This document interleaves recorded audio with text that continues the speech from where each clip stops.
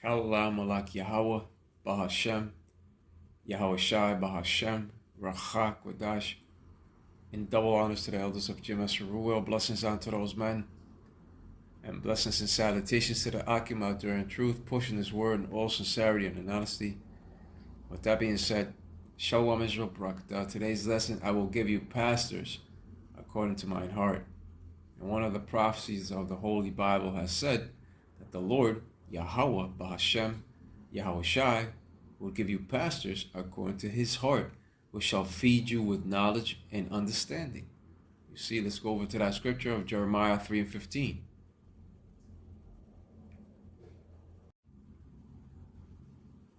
Here we have that scripture of Jeremiah 3:15. And I will give you pastors according to mine heart, which shall feed you with knowledge and understanding. It is the Lord, Yahweh Ba'ashem Yahushai, that speaks by the mouth of his holy prophets, which have been since the world began, according to the scripture of Luke 1:70. Now, many people do not want to come to terms with that, but that's the truth. And those men are once again here in reincarnation, prophesying the downfall of Babylon the Great, which is America. True knowledge and understanding is increasing throughout the earth due to his men speaking truth upon the four corners of this earth. Knowledge shall increase according to the scripture of Daniel 12:4, and it has increased. The scripture of Matthew 24:14 has said, and this gospel of the kingdom shall be preached in all the world for a witness unto all nations, and then shall the end come. And that time draws near now that Babylon the Great has reached her 250-year mark. It's on her way out. She's on her way out. In this faith and truthful gospel of ours, there are believers as well as non-believers. But the scriptures of Romans 3:3 has said, for what if some did not believe? Shall their unbelief make the faith of the Most High without effect? The Most High forbid. Yea, let the Most High be true, but every man a liar, as it is written, that thou mightest be justified in thy sayings, and mightest overcome when thou art judged. You see? In this truth, you're going to have believers and non-believers.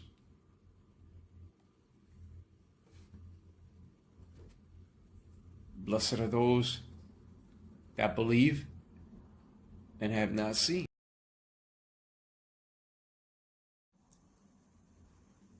Romans 3:3, for what if some did not believe? Shall their unbelief make the faith of the Most High without effect?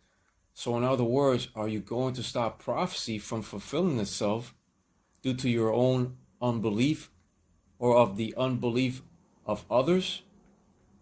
The answer to that is no. No. In this day and age, people need to see in order to believe. Blessed are those that believe and yet have not seen. But when they see all hell breaking loose, just as the prophecies have said, that's when they shall believe and say, there was a prophet among us. When all hell breaks loose upon this earth, many Israelites shall perish in their unbelief. For what if some did not believe? Shall their unbelief make the faith of the Most High without effect? And Romans 3:4 goes on to say, the Most High forbid. Yea, let the Most High be true, but every man a liar, as it is written, that thou mightest be justified in thy sayings, and mightest overcome when thou art judged. Most High forbid, meaning no. Let the Most High be true, but every man a liar, meaning that everything written and spoken of in the scriptures, spoken of the Lord, Yahweh Yahushai, will fulfill itself and eventually come to pass. Plus, the word of the Lord does not go back void unto him, according to the scripture of Isaiah 55:11. The Lord, Yahweh Ba'ashem Yahushai, is not a man that he should lie, according to the scripture of Numbers 23:19, that I covered earlier in the lesson. For those who do not believe, that will not stop the truth, and neither will it stop the prophecies in these end times from being fulfilled. The truth will not be overthrown due to the prophecy of Matthew 24:14, which says, "And this gospel of the kingdom shall be preached in all the world for a witness unto all nations, and then shall the end come." You see? And what we do out here in these streets and online is to warn you of that great tribulation to come. So we do not care if you do not believe.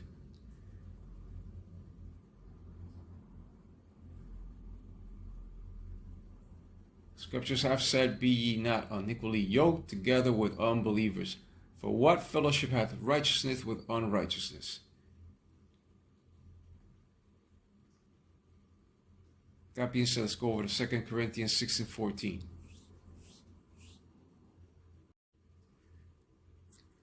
2 Corinthians 6:14. "Be ye not unequally yoked together with unbelievers. For what fellowship hath righteousness with unrighteousness? And what communion hath light with darkness?" Right. And those that think differently are in darkness.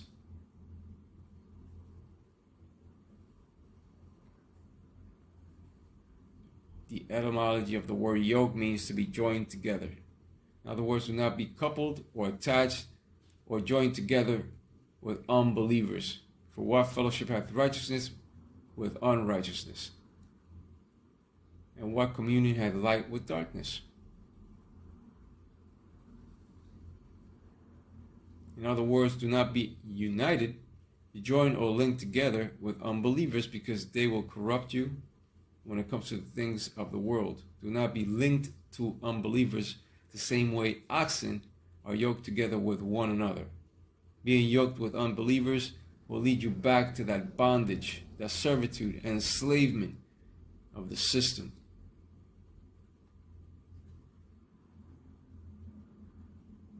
We know that the wicked of the earth hates the light. And this is one of the reasons why our videos are being removed, because this biblical word of truth is getting to them. They know we're speaking the truth, and it's piercing their very souls. Remember that Hebrews 4:12 has said, "For the word of the Most High is quick and powerful and sharper than any two-edged sword, piercing even to the dividing asunder of soul and spirit, and of the joints and marrow, and is a discerner of the thoughts and intents of the heart." This word penetrates. For the word of the Most High is quick and powerful and sharper than any two-edged sword. Right, because it pierces. It pierces with its truth. And that's why you people despise it so much. But you ain't going to do nothing against it. Even if you do not believe, the prophecies of the Lord shall still come. And many shall die in their unbelief.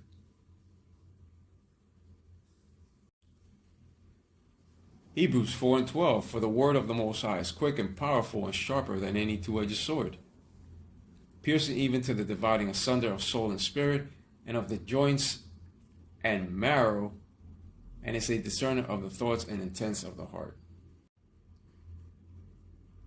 Quick, meaning that it brings us back to life. And when it comes to words, they are more hurtful than an ass whooping, because words tend to pierce and go straight to the heart, meaning the mind. That's why the scripture of Hebrews 4:12 has said, "For the word of the Most High is quick and powerful and sharper than any two-edged sword, piercing even to the dividing asunder of soul and spirit." You see? "And of the joints and marrow, and is a discerner of the thoughts and intents of the heart." So these biblical words are more hurtful than an ass whooping, right? Because it's telling you the truth, the absolute truth, that many do not want to hear. But that's just too damn bad.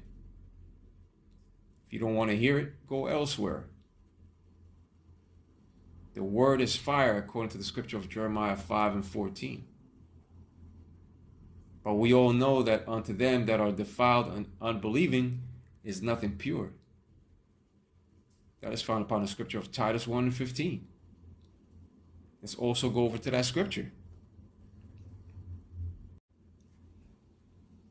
Titus 1:15. Unto the pure all things are pure, but unto them that are defiled and unbelieving is nothing pure, but even their mind and conscience is defiled. But unto them that are defiled and unbelieving is nothing pure. You see? That's why they say the things that they say and do the things that they do, because their mind and conscience is defiled. Whoso despises the word shall be destroyed, according to the scripture of Proverbs 13:13. And that is exactly what's coming unto the haters and unto these unbelievers, pure destruction.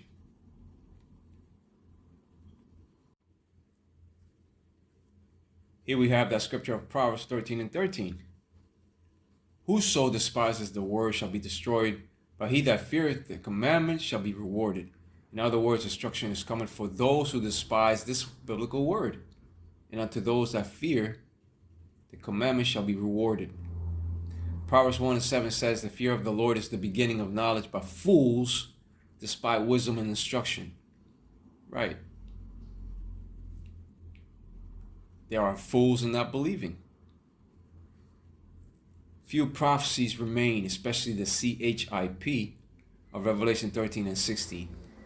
And when that comes in full swing, then that third world war cometh quickly. But whosoever, which talks of Israelites, takes it shall also be destroyed. The end of this system and of this wicked empire is nearly at its end, now that it has reached its 250-year mark. Scriptures have said, for Esau is the end of the world, and Jacob as the beginning of it that followeth. Let's also go over to that scripture. 2 Esdras 6:9. For Esau is the end of the world, and Jacob is the beginning of it that followeth. Esau, Edom, represents the wicked on that left-hand side of the spectrum, and is the end of this current wicked world. But Jacob, on the other hand, represents the righteous of the earth that is next in line to rule in absolute righteousness. And they consist of you so-called Negroes, Latinos, and Native American Indians. You are the true 12 tribes of Israel, and the beginning of it that followeth. A new righteous chapter will begin for the true nation of Israel.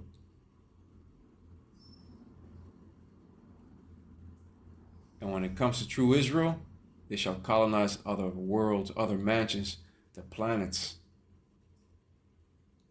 Israel, seek the Lord, Yahweh Bashem Yahushai, while he yet may be found, because great tribulation cometh our way.